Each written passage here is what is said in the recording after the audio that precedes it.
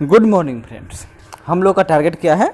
अब की बार 110 पार, यानी 66वीं बीपीएससी में 110 से ज़्यादा नंबर लाना है।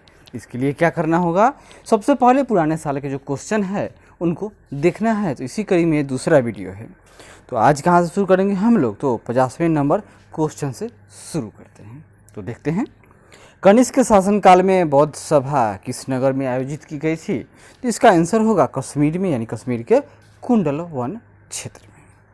तो देख लेते हैं, बौद्ध धर्म की चौथी और अंतिम संगीति सभा कुषाण शासक कनिष्क के राज्यकाल में कश्मीर के कुंडल वन में हुई। इसकी अध्यक्षता वसुमित्र ने की और अशोक घोष इसके उपाध्यक्ष थे।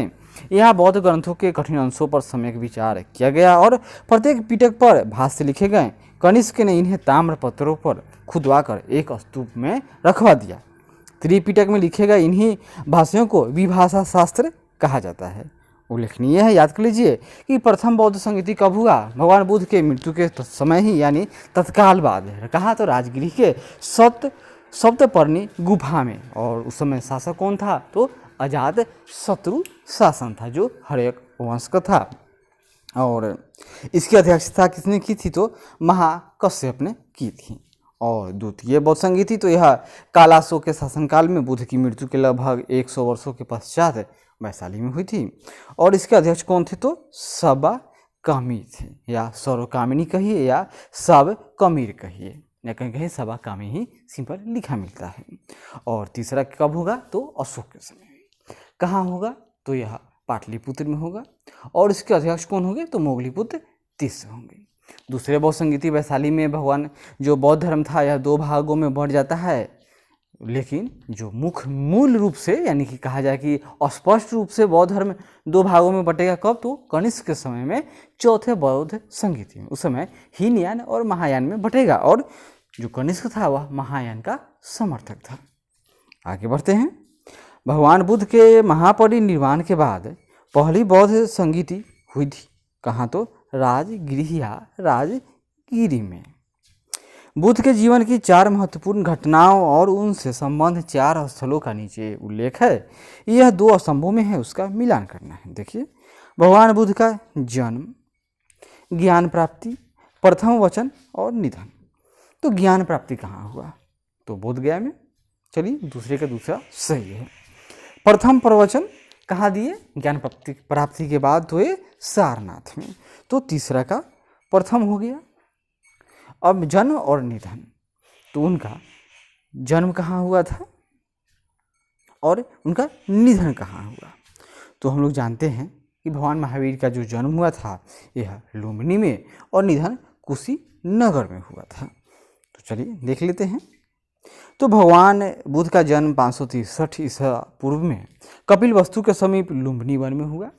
बोध गया में वैशाख पूर्णिमा की रात को उन्हें ज्ञान प्राप्त हुआ और काशी के ऋषि पतन, यानी जो सारनाथ है उसका प्राचीन नाम ऋषि पतन था, में उन्होंने प्रथम उपदेश यानी धर्म चक्र प्रवर्तन दिया। एवं कुशीनगर में उनका निधन हुआ, जिसे बौद्ध साहित्य में महापरिनिर्वाण कहा गया है। बोध गया में बोध गया में महाबोधि मंदिर बनाया गया था। किसके द्वारा? यह भी क्वेश्चन है। तो ऐसा तो कोई साक्ष्य नहीं है कि किसने बनवाया था, प्रायः कहा जाता है कि गुप्तों ने बनवाया होगा। लेकिन जो महाबोधि मंदिर है वह कहाँ पर है? वहाँ पर है जहाँ पर भगवान बुद्ध को ज्ञान प्राप्ति हुआ था। तो यहाँ देखिए, बोध गया में 6 वर्ष की वो साधना करेंगे और 35 वर्ष की आयु में उनको बुद्ध पूर्णिमा के दिन रात में क्या होगा? ज्ञान की प्राप्ति होगी। और इस स्थल पर मंदिर का निर्माण सम्राट अशोक ने 3वीं शताब्दी बीसी में आरंभ किया था, यानी सम्राट अशोक के समय में आरंभ हुआ था, परंतु इसका वर्तमान स्वरूप 5वीं-6वीं शताब्दी में निर्मित है। यह मंदिर पूरी तरह ईंटों से निर्मित है। वर्ष 2002 में यूनेस्को द्वारा यह विश्व धरोहर स्थल बना। गौतम बुद्ध को एक देवता का स्थान किस राजा के युग में प्राप्त हुआ? तो यह महायान यानी कनिष्क के समय में। तो कनिष्क के शासनकाल में संपन्न चतुर्थ बौद्ध संगीति में बौद्ध धर्म हीनयान एवं महायान नामक 2 अस्पष्ट एवं स्वतंत्र संप्रदायों में बट गया। महायान शाखा में बुद्ध को देवता माना गया तथा उनकी पूजा की जाने लगी। इसी के साथ अनेक बोधिसत्वों की भी पूजा आरंभ हो जाती है। ईसा पूर्व 6ठी सदी में विश्व की प्रथम गणतंत्रात्मक व्यवस्था कहाँ थी? यानी कि गणतंत्रात्मक मतलब उसको क्या कहेंगे हम लोग? रिपब्लिक। तो यह वैशाली की बात हो रही है। ईसा पूर्व 6ठी सदी में विश्व की प्रथम गणतंत्रात्मक व्यवस्था वैशाली में थी। वस्तुतः 6ठी सदी में जहाँ महाजनपदों में राजतंत्रात्मक शासन व्यवस्था थी, वहीं वज्जी तथा मल्ल नामक 2 राज्यों में गणतंत्रात्मक शासन व्यवस्था प्रचलित थी। वज्जी 8 राज्यों का एक संघ था, जिसमें वैशाली के लिच्छवी सर्वाधिक शक्तिशाली थी। मुगल चित्रकला किसके नेतृत्व में अपने शीर्ष बिंदु पर थी? यह कहाँ से एक छूट गया होगा तो आ गया है गलती से। तो यह जहांगीर के समय में है। मुगल चित्रकला जहांगीर के काल में अपने शिखर पर पहुंच गई। जहांगीर चित्रकला का बड़ा कुशल पारखी था। मुगल शैली में मनुष्यों का चित्र बनाते समय एक ही चित्र में विभिन्न चित्रकारों द्वारा मुख, सिर और पैरों को चित्रित करने का रिवाज था, और उसको जो जहांगीर था वह पहचान लेता था कि यह मुख किसने बनाया, आँख किसने बनाया, पैर किसने बनाया था। शिकार, युद्ध तथा राज दरबार के दृश्यों को चित्रित करने के अलावा जहांगीर के काल में मनुष्यों तथा जानवरों के चित्रों को बनाने की कला में विशेष प्रगति हुई। अबुल हसन ने जहांगीर के सिंहासनारोहण का एक चित्र बनाया था, जिसे जहांगीर की आत्मकथा तुजुक ए जहांगीरी के मुख्य पृष्ठ पर लगा दिया गया है। तो किसने लिखा था यह? तो यहाँ देखिए, अबुल हसन, क्या नाम है इसका? अबुल हसन ने जहांगीर के सिंहासनारोहण का एक चित्र बनाया है, जिसे जहांगीर की आत्मकथा। तो जहांगीर ने एक आत्मकथा यानी अपने से लिखा अपने बारे में, उसका क्या नाम है? तुजुके जहांगीरी के मुख्य पृष्ठ पर लगा दिया गया है। इस प्रकार जहांगीर के काल को मुगल चित्रकला का स्वर्ण युग कहा जाता है। 16 महाजनपदों की सूची उपलब्ध है। कहाँ है? तो यह अंगुत्तर निकाय में उपलब्ध है। अंगुत्तर निकाय क्या है? तो यह बौद्ध धर्म ग्रंथ है। तो बौद्ध ग्रंथ अंगुत्तर निकाय में 16 महाजनपदों की सूची उपलब्ध है। इन्हें 16 महाजनपद कहा गया है। कौन कौन थे? तो अंग, मगध, काशी, कौशल, वज्जी, मल्ल, चेदी, वत्स, कुरु, पंचाल, मत्स्य, सूरसेन, अस्मक, अवंती, गांधार एवं कंभोज। इन सभी महाजनपदों में एकमात्र महाजनपद अस्मक दक्षिण भारत में था। जन व सभ्य सूत्र में केवल, यहाँ देखिए, जन व सभ्य सूत्र में केवल 12 राज्यों के ही नाम मिलते हैं। और जैन ग्रंथ भगवती सूत्र में भी 16 महाजनपदों की सूची मिलती है, किंतु वहाँ नाम कुछ भिन्न प्रकार के हैं। नालंदा विश्वविद्यालय की स्थापना का काल बताइए। तो नालंदा विश्वविद्यालय की स्थापना होती है गुप्तों के समय में, यानी गुप्त काल। तो नालंदा एक विख्यात बौद्ध पीठ एवं विश्वविद्यालय था। यह दक्षिणी बिहार में राजगीर के निकट स्थित था। इसके ध्वंसावशेष बड़ा गांव ग्राम में दूर तक आज भी बिखरे पड़े हैं। 5वीं शताब्दी के मध्य गुप्तों के समय में नालंदा विश्वविद्यालय अस्तित्व में आया। सर्वप्रथम कुमारगुप्त प्रथम ने नालंदा बौद्ध विहार को दान दिया, और बाद में बुद्धगुप्त, तथागत गुप्त और बालादित्य नामक गुप्त शासकों ने भी इस विहार को दान दिया था। यानी नालंदा जो विश्वविद्यालय है, इसका स्थापना किसने किया? इसके बनाने का श्रेय जाता है कुमारगुप्त प्रथम को, और नष्ट किसने किया? जानते ही हैं, मुस्लिम आक्रमणकारी ने नष्ट कर दिया। नालंदा विश्वविद्यालय किसके लिए प्रसिद्ध था? तो यह बौद्ध धर्म दर्शन के लिए प्रसिद्ध था, और यह बौद्ध दर्शन के अध्ययन के लिए यहाँ पर विश्व से लोग आते थे, और उसी के अध्ययन के लिए चीनी यात्री हुएनसांग भी यहाँ आया था। मध्यकालीन भारत में मनसबदारी व्यवस्था क्यों लागू की गई थी? राजस्व एकत्रित करने के लिए या सैनिकों की सुगमता से भर्ती हेतु? आगे देखते हैं। तो इसका उत्तर क्या होगा? जो मनसबदारी व्यवस्था थी, इसका सिर्फ और सिर्फ आधार था सैनिकों की उपलब्धि। तो मनसबदारी व्यवस्था एक विशिष्ट प्रशासनिक व्यवस्था थी, जिसका प्रचलन मुगल शासक अकबर द्वारा निर्धारित किया गया था। मनसब द्वारा 3 बातें हुई। एक, पदाधिकारी का वरीयता क्रम, यानी उसका हैसियत कैसा है। दूसरा, उसका वेतनमान। तीसरा, सैनिक उत्तरदायित्व, यानी वह कितना सैनिक उसके पास, उसकी क्षमता कितना है। सैनिक दायित्व में मनसबदार को अपने मनसब के अनुसार सैनिकों को रखना पड़ता था। इस व्यवस्था में से राज्य ने सैनिकों के प्रत्यक्ष भर्ती और रख रखाव के उत्तरदायित्व मनसबदारों पर डाल दिया था, जिसके बदले में मनसबदार को नगद या जागीर प्रदान की जाती थी। दो कथन है, एक पहला क्या होगा कथन, दूसरा उसका कारण होगा। देखिए 12वीं शताब्दी के अंत तक नालंदा महाविहार का पतन हो गया। कारण महावीर जो महाविहार है, महाविहार को राजकीय प्रश्रय मिलना बंद हो गया था। सही बात है, यहाँ देखिए। लेकिन इसी के कारण यह इसका नाश थोड़े हुआ, इसका नाश हुआ क्योंकि इसको किसी ने जला दिया। कारण कि इससे पहले ही तो उसको राजकीय प्रश्रय मिलना बंद हो गया था, फिर भी वह जारी था, लेकिन कोई राजा इसके खिलाफ न आया था। और इस बार तो कोई आक्रमणकारी आया और उसने उसको जला दिया। यानी कि ए और आर दोनों सही है, परंतु इसका व्याख्या क्लियर नहीं हो रहा है। नालंदा में एक विख्यात बौद्ध पीठ एवं विश्वविद्यालय था। यह दक्षिणी बिहार में राजगीर यानी वर्तमान में राजगिरी के निकट स्थित था। 5वीं सदी के मध्य गुप्तों के समय में नालंदा स्थित विश्वविद्यालय अस्तित्व में आया। 12वीं सदी के अंत तक मुस्लिम आक्रमण के फलस्वरूप महाविहार का पतन हो गया। बंगाल के पाल शासकों द्वारा विक्रमशिला विश्वविद्यालय को संरक्षण देने के फलस्वरूप नालंदा का महत्व घटने लगा था। प्रथम मगध साम्राज्य का उत्कर्ष किस सदी में हुआ? तो यह ईसा पूर्व 6वीं शताब्दी की बात है। तो इसके वास्तविक संपादक जो संस्थापक थे उनका नाम बिंबिसार को कहा जाता है, जो हर्यक वंश के वास्तविक संस्थापक थे। मगध की राजधानी कौन सी थी? तो प्राचीन राजधानी गिरिब्रज थी, उसके बाद पाटलिपुत्र और कुछ दिनों के लिए तो वैशाली भी थी। लेकिन इसका उत्तर ए और सी दोनों होगा, यानी कि जो बीपीएससी होगा वह क्या करेगी, तो वह इसका उत्तर ईमेल इसको पकड़ कर ले जाएगी। मगध की आरंभिक राजधानी गिरिब्रज थी। बाद में उदय ने पाटलिपुत्र को राजधानी बनाया, जो गुप्त काल तक मगध की राजधानी बनी रही। मगध साम्राज्य पर शासन करने वाले प्रथम राजवंश के विषय में बौद्ध ग्रंथों एवं पुराणों में अलग अलग विवरण मिलता है। पुराणों के अनुसार मगध पर शासन करने वाला पहला राजवंश बृहद्रथ वंश था और इस वंश का पहला राजा जरासंध था, जिसने गिरिब्रज को अपनी राजधानी बनाया। नंद वंश के पश्चात मगध पर किस राजवंश ने शासन किया? याद कर लीजिए, मौर्य। शुरू कीजिए इस तरह से। सबसे पहला और प्रचलित यानी जिसका नाम हम लोग जानते हैं तो वह कौन सा था राजवंश? हर्यक। इसके संस्थापक तो उसका नाम है बिंबिसार। दूसरा प्रमुख तो उसका नाम आता है, वह है कालाशोक यानी नागवंश।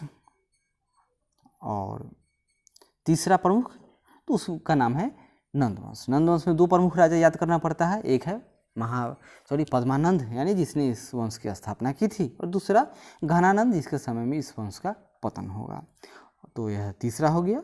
और चौथा का नाम है मौर्य वंश। इसके संस्थापक चंद्रगुप्त मौर्य, सबसे प्रतापी राजा अशोक, और इस वंश का पतन होता है बृहद्रथ के समय में। यानी जिस बृहद्रथ के सेनापति कौन था? तो पुष्यमित्र शुंग, जिसने बृहद्रथ की हत्या कर दी और शुंग वंश का स्थापना करेगा, यानी पांचवा। शुंग वंश के बाद में कौरव वंश थोड़े दिन के लिए आएगा और कौरव वंश के बाद में यह मगध का पतन होगा और यहाँ के फिर सातवाहनों का शासक होगा और सातवाहन चले जाएंगे इसकी राजधानी लेकर दक्षिण में, और उसके बाद कुछ दिन डार्क एज रहेगा और फिर गुप्तों का शासन होगा।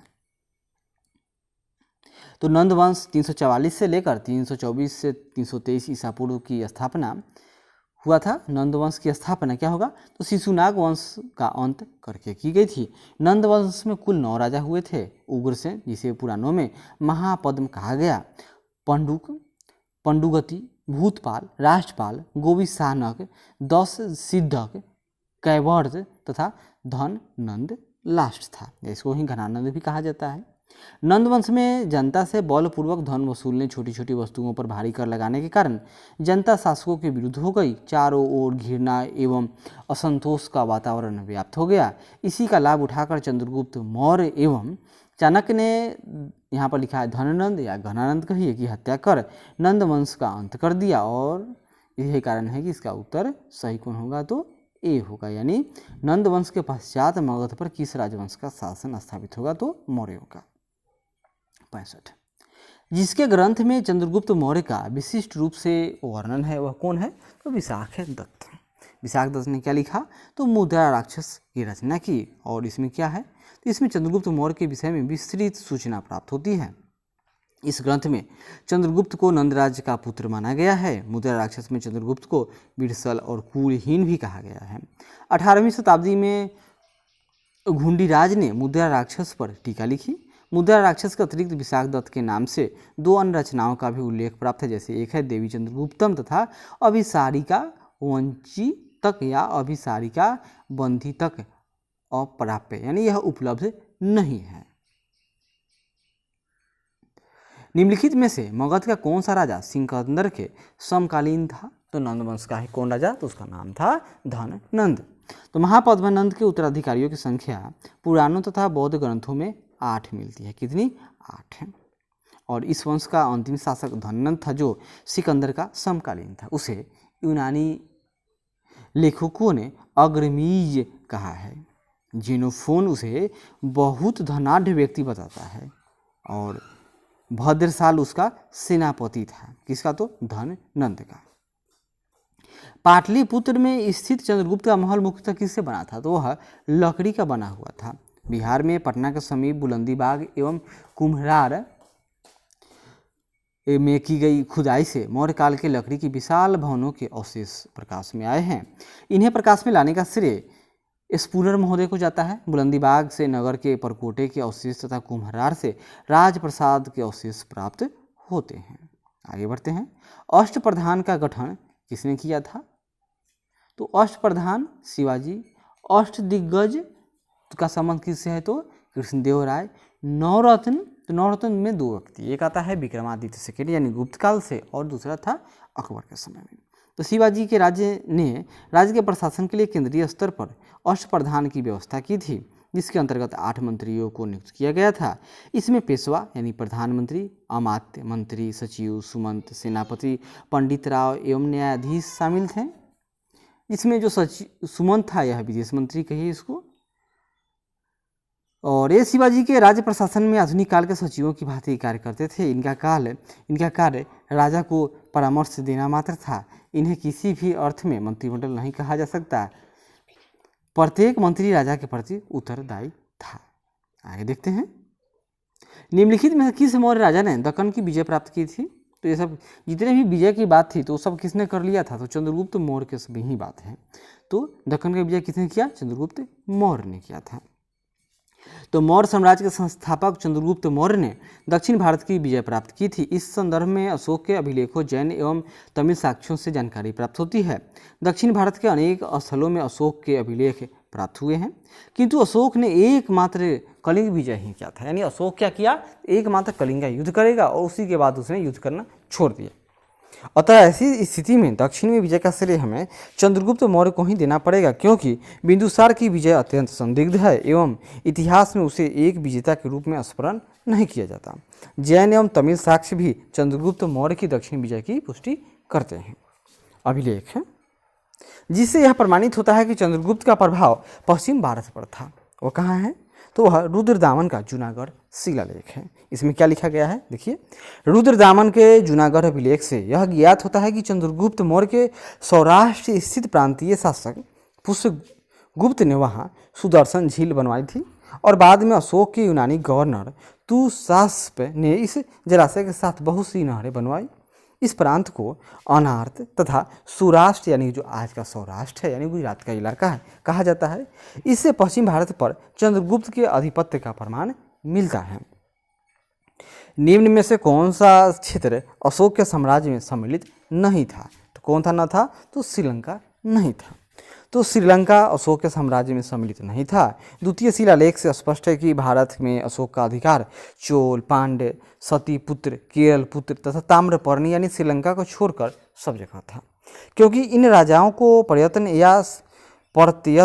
या सीमावर्ती राज्य कहा गया है। अशोक के शासनकाल में बौद्ध सभा किस नगर में आयोजित की गई थी? तो वह पाटलिपुत्र यानी जो मगध के राज्य की राजधानी थी या आज का जो पटना है वहाँ पर माना जाता है। और शीली अनुश्रुतियों यानी दीपवंश और महावंश के अनुसार अशोक के राज्यकाल में पाटलिपुत्र में मोगलीपुत्र तीस की अध्यक्षता में तृतीय बौद्ध संगीति का आयोजन किया गया था। आगे देखते हैं।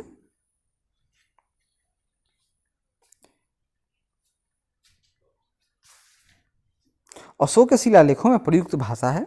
तो अशोक का जो शिलालेख है उसमें प्रयुक्त भाषा कौन सी है? सबसे अधिक उपयोग प्रकृत का किया गया है। तो अशोक का इतिहास हमें मुख्यतः उसके शिलालेखों से ही ज्ञात होता है। उसके शिलालेखों का विभाजन 3 वर्गों में किया जा सकता है। पहला है शिलालेख यानी पत्थर पर, रॉक एडिक्ट दूसरा है स्तंभ लेख, यानी जो पिलर बना दिए उस पर कुछ उसके सिंबल बनाए, हाथी बाघ है शेर का पिक्चर बना दिए और उस पर लिख दिए। और तीसरा है गुहा लेख, यानी कि जो केव है यानी सुरंग, यानी पहाड़ों को काट कर गुफा बना दिया गया और उस पर कुछ राजाज्ञा लिख दिया गया। शिलालेख क्या है? तो शिलालेख 14 विभिन्न लेखों का एक समूह है जो 8 भिन्न भिन्न स्थानों से प्राप्त हुए हैं। वे स्थान हैं सहबाजगढ़ी, मानसेहरा, कालसी, गिरनार, धौली, जौगढ़, एरी, गुड्डी तथा सोपारा। अशोक का अधिकांश अभिलेख है प्रकृत भाषा एवं ब्राह्मी लिपि में लिखी गए हैं, लेकिन केवल 2 अभिलेख है सहबाजगढ़ी एवं मानसेहरा, यानी पाकिस्तान अफगानिस्तान बॉर्डर की बात हो रही है। लिपि ब्राह्मी न होकर खरोष्टी है। तक्षशिला से अरामेइक लिपि में लिखा गया एक भग्न अभिलेख यानी टूटा हुआ अभिलेख है। शेरकुना नामक स्थान से यूनानी और अरामेइक लिपियों में लिखा गया द्विभाषीय यूनानी एवं सीरियाई भाषा अभिलेख तथा लघमान नामक स्थान से अरामेइक लिपि में लिखा गया अशोक का अभिलेख प्राप्त हुआ है। यानी जो भी पश्चिमी क्षेत्र में जो अभिलेख प्राप्त हुए हैं पश्चिमी क्षेत्र से, वे सब प्रायः द्विभाषीय हैं। निम्नलिखित में से प्राचीन भारत की कौन सी लिपि दाहिने से बाएं ओर लिखी जाती थी? उसका नाम बताइए। उसका नाम था खरोष्टी। तो प्राचीन भारत में खरोष्टी लिपि दाएं से बाएं की तरफ लिखी जाती थी। इसे पढ़ने का श्रेय मैसन, प्रिंसेप, नोरिस, लैंसन, कनिंघम आदि विद्वानों को है। इन सब ने मिलकर पढ़ा था और यह मुख्यतः उत्तर पश्चिमी भारत की लिपि थी, यानी पाकिस्तान अफगानिस्तान वाले इलाकों की बात हो रही है।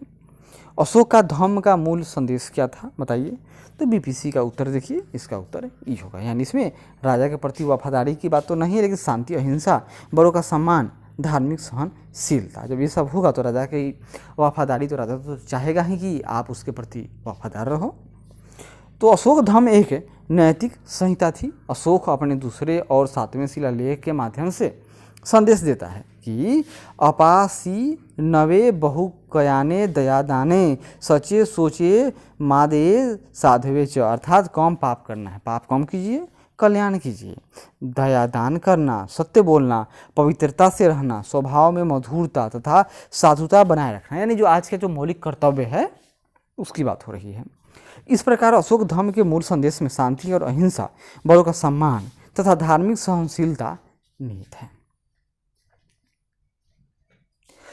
केवल वह स्तंभ है जिसमें अशोक ने स्वयं को मगध का सम्राट बताया था। वह कौन सा था? तो वह भाभरू स्तंभ है। भाभरू बैराट यानी जयपुर, जयपुर मतलब क्या? राजस्थान की राजधानी। स्तंभ लेख में अशोक ने स्वयं को मगध का सम्राट बताया। उसने क्या बताया? पियदसी लाझा मगध संघ अभिवादे तुनः अहा अपाबा धंत च, यानी यही अभिलेख अशोक को बौद्ध धर्मावलंबी प्रमाणित करता है। अपने शिलालेखों में अशोक सामान्यतः किस नाम से जाने जाते हैं? तो अशोक ने अपने आप को क्या कहा है? तो प्रियदर्शी। तो देवता, यहाँ देखिए, अशोक के अभिलेखों में सर्वत्र उसे देवानाम प्रिय, देवानाम प्रियदर्शी, देवताओं का प्रिय अर्थात देखने में सुंदर, देवानाम प्रियदर्शी अर्थात यह, तथा राजा आदि की उपाधियों से संबोधित किया गया है। पुराणों में उसे अशोकवर्धन कहा गया है। कौटिल्य के अर्थशास्त्र में किस पहलू पर प्रकाश डाला गया है? कौटिल्य के अर्थशास्त्र में तो वह राजनीतिक नीतियों पर प्रकाश डाला गया है। नाम है अर्थशास्त्र, लेकिन वह राजा से संबंधित है, राजा के राज पाठ राज काज से संबंधित है। तो कौटिल्य के अर्थशास्त्र द्वारा चंद्रगुप्त मौर्य के शासनकाल की बहुत सी बातों का ज्ञान प्राप्त होता है। यह वस्तुतः ऐतिहासिक ग्रंथ नहीं है, अपितु राजनीति शास्त्र का एक अद्वितीय ग्रंथ है। इसकी तुलना मैकियावली के प्रिंस से की जाती है। कौटिल्य की पुस्तक अर्थशास्त्र किस विषय पर आधारित है?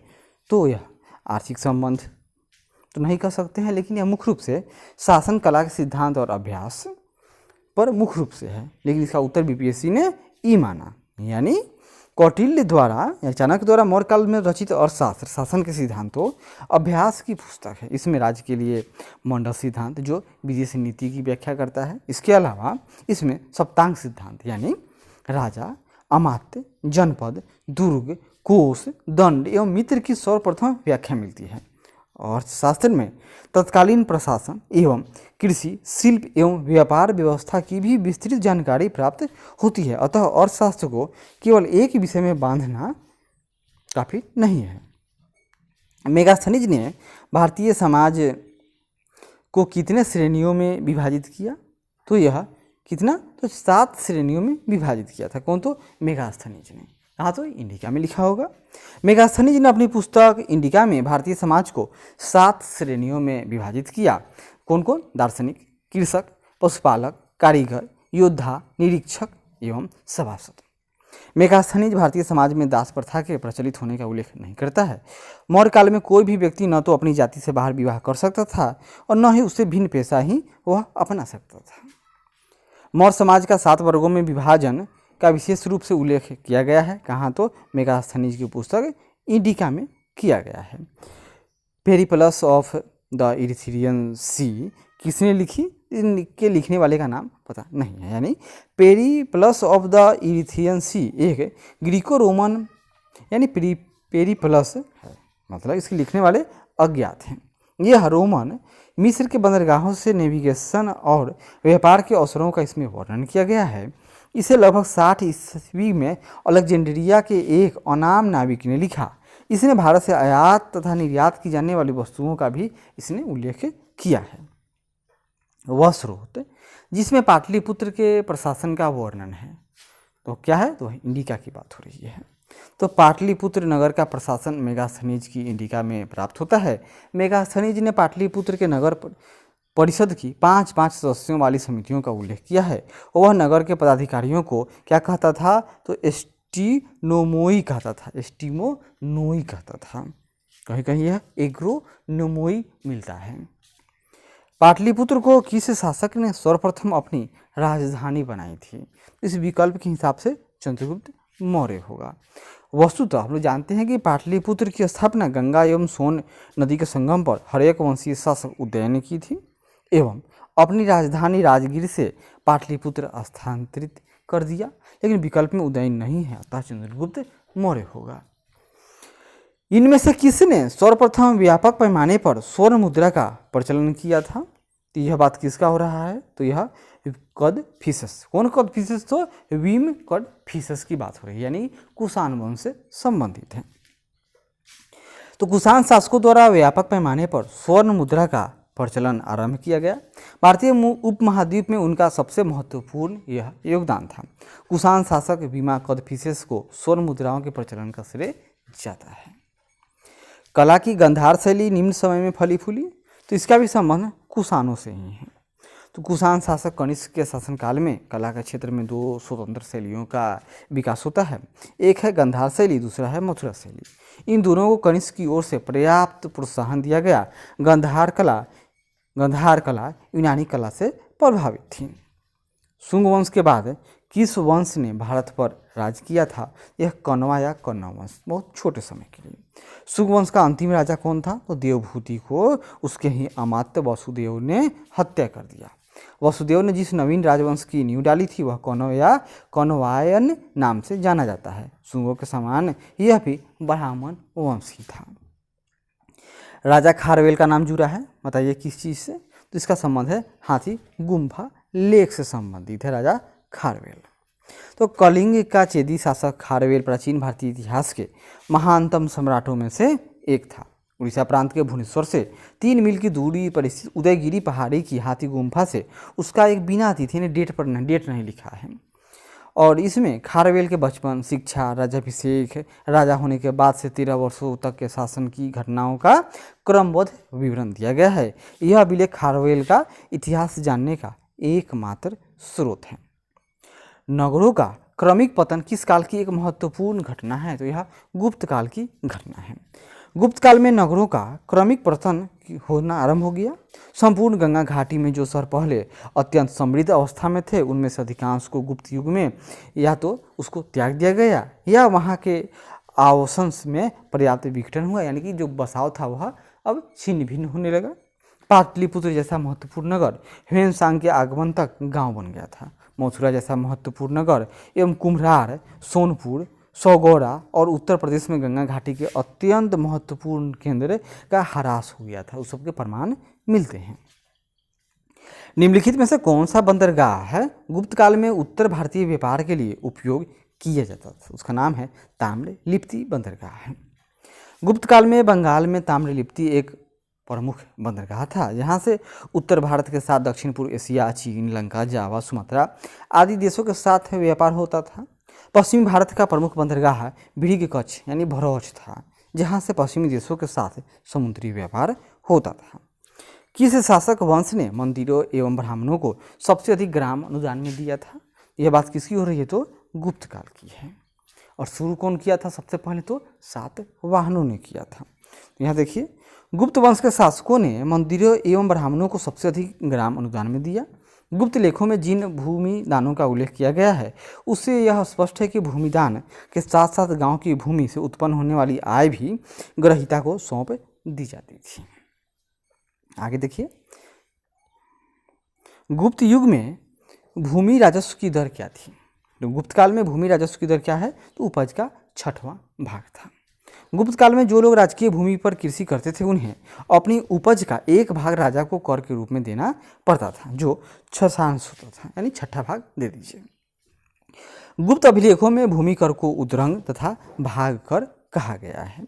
भागवत संप्रदाय के विकास में किसकी देन अत्यधिक थी? तो भागवत संप्रदाय के विकास में जो सबसे अधिक योगदान है वह गुप्तों का है। यानी भागवत संप्रदाय किसके समय में फला फूला और आगे बढ़ा? तो गुप्तों के समय की बात है। भागवत अथवा वैष्णव संप्रदाय या धर्म का चरमोत्कर्ष गुप्त राजाओं के शासनकाल में हुआ। गुप्त नरेश वैष्णव मतानुयायी थे तथा उन्होंने इसे अपना राजधर्म बनाया था। अधिकांश शासक परम भागवत की उपाधि धारण करते थे। विष्णु के वाहन गरुड़ गुप्तों का राज चिन्ह था।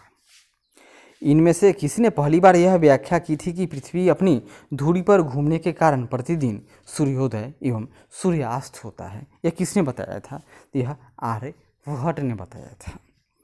तो आर्यभट्ट प्रथम व्यक्ति थे जिन्होंने यह व्याख्या की थी कि पृथ्वी अपनी धुरी पर घूमने के कारण ही प्रतिदिन सूर्योदय एवं सूर्यास्त कहाँ? तो पृथ्वी पर होता है। क्यों? क्योंकि पृथ्वी का मूवमेंट हो रहा है, न कि सूर्य का। इनमें से कौन गुप्त काल में औषधि के क्षेत्र में अपने कार्य के लिए जाने जाते हैं? उनका नाम क्या है? सुश्रुत। लेकिन इसमें ऑप्शन ई होगा। क्यों? क्योंकि देखिए, सुश्रुत को शल्य क्रिया का यानी सर्जन थे, जनक कहा जाता है। यह काशी के रहने वाले थे। इनका काल लगभग 600 ईसा पूर्व माना गया है। शौनक ऋग्वेद कालीन ऋषि है। शौनक ऋग्वेद कालीन ऋषि हैं। और शूद्रक गुप्तकालीन नाटककार यानी साहित्यकार थे। सौमिला गुप्तकालीन नाटककार हैं, जिसे कालिदास ने भास और कविपुत्र के साथ याद किया है। इस प्रकार गुप्त काल में औषधि के क्षेत्र में उपयुक्त में से किसी ने कार्य नहीं किया है। लेकिन बिहार लोक सेवा आयोग ने क्या किया था? ने उत्तर पत्रक में इसका सही उत्तर ए को माना था। क्योंकि गुप्त काल का आरंभ 275 ईसा पूर्व ने श्री गुप्त से आरंभ होता है, जो सुश्रुत के मान्य काल यानी 600 BC से 1500 BC से करीब 1000 वर्ष बाद है। इसलिए सुश्रुत को गुप्त काल के समकालीन मानना औचित्यपूर्ण नहीं है। समझ गए? यह BPSC की कलाकारी है। चीनी यात्री ह्वेनसांग ने किस विश्वविद्यालय में अध्ययन किया था? तो ह्वेनसांग के समय कौन था? तो ये कहाँ गया? नालंदा विश्वविद्यालय में उसने ज्ञान प्राप्त किया। तो चीनी यात्री ह्वेनसांग हर्षवर्धन के शासनकाल में भारत आया था।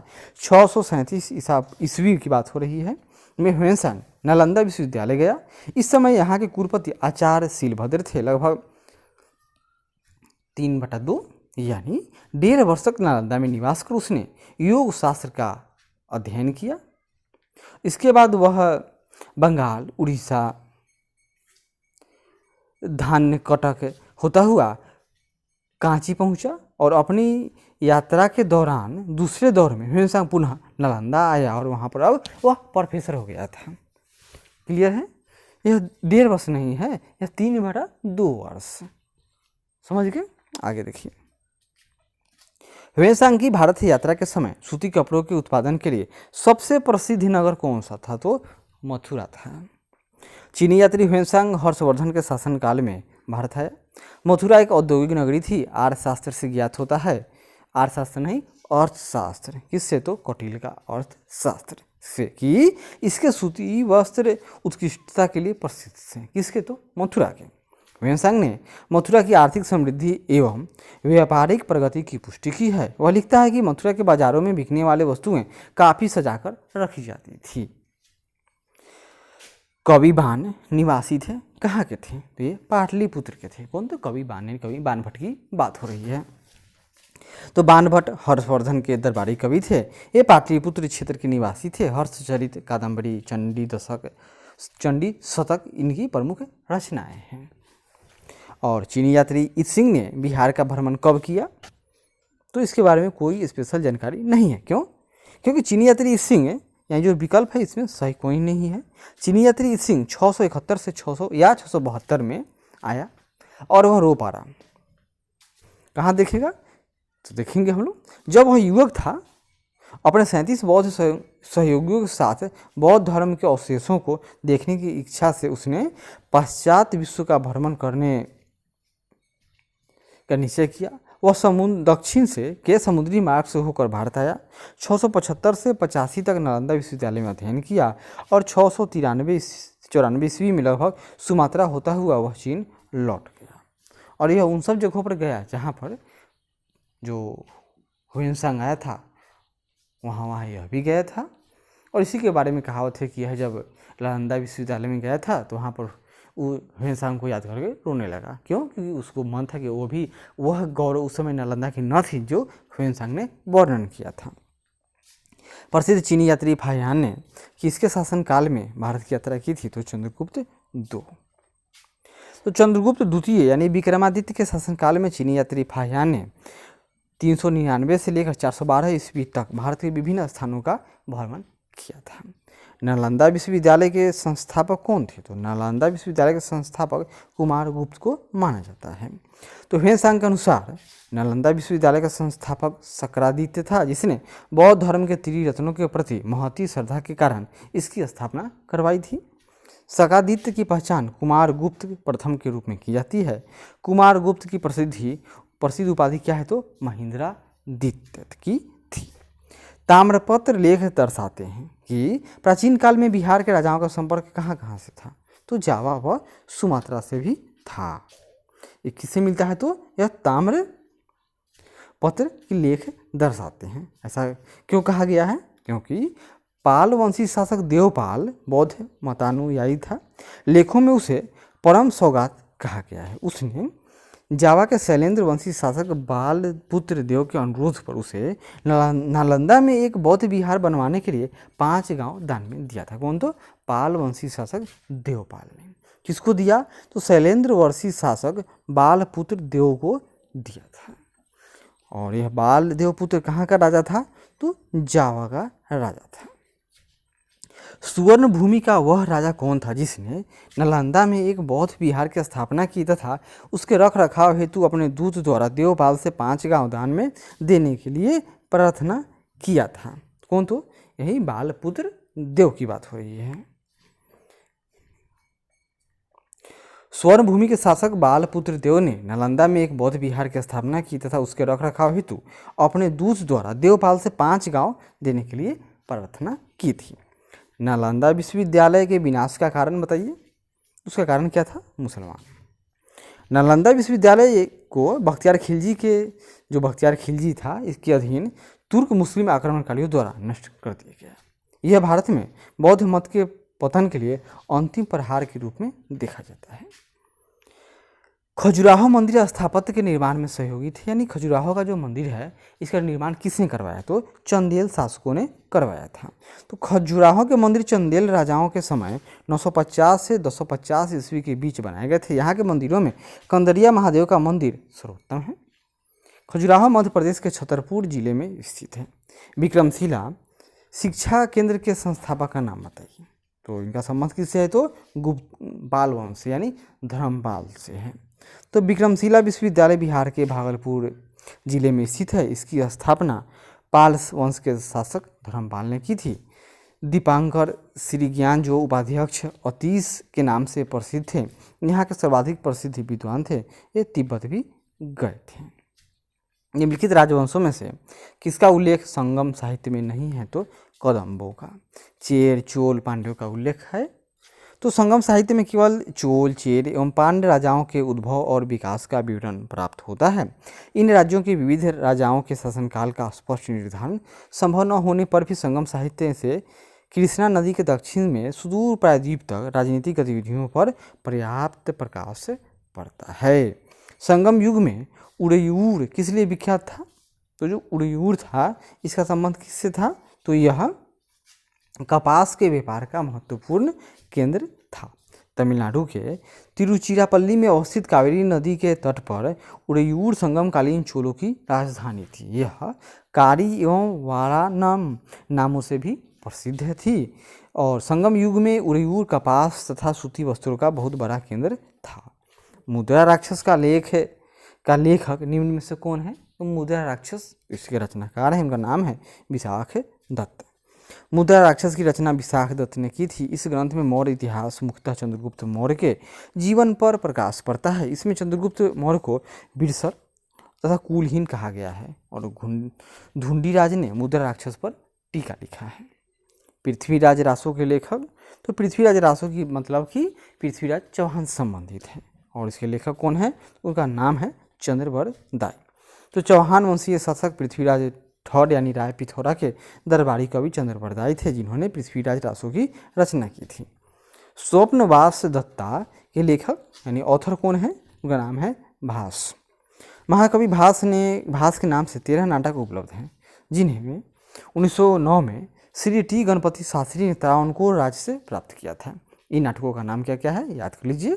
प्रतिज्ञायोग गंधाधरायण, स्वप्नवास दत्ता, उरुभंग, दूतवाक्य, पंचरात्र, बालचरित्र, दूत घटोत्कच, कर्णभार, मध्यम वयायोग, प्रतिमा नाटक, अभिषेक नाटक, अभिमारक एवं चारुदत्त। इसके रचनाकार कौन है? तो यही महाकवि भास हैं। आगे बढ़ते हैं।